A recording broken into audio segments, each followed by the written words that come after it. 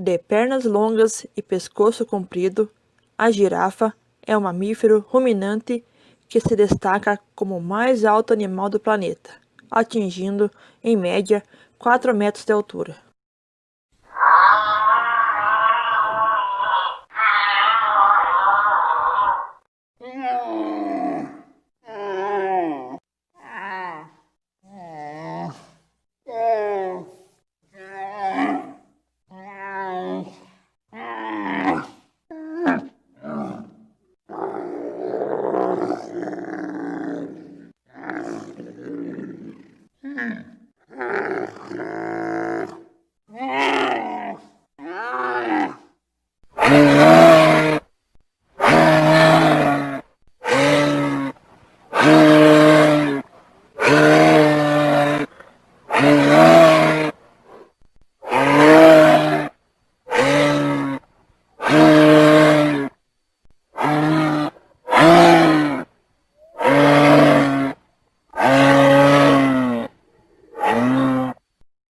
Algumas das características mais marcantes desses animais é a sua altura e o seu padrão de coloração.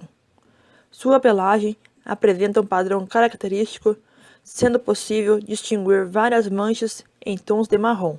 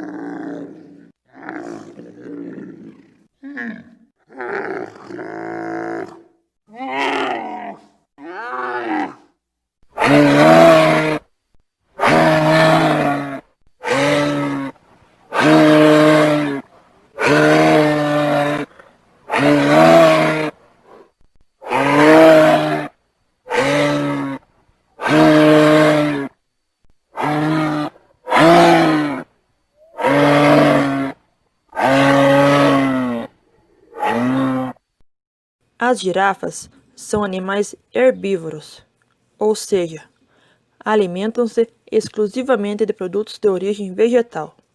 Sua dieta inclui folhas, caules, flores e frutos.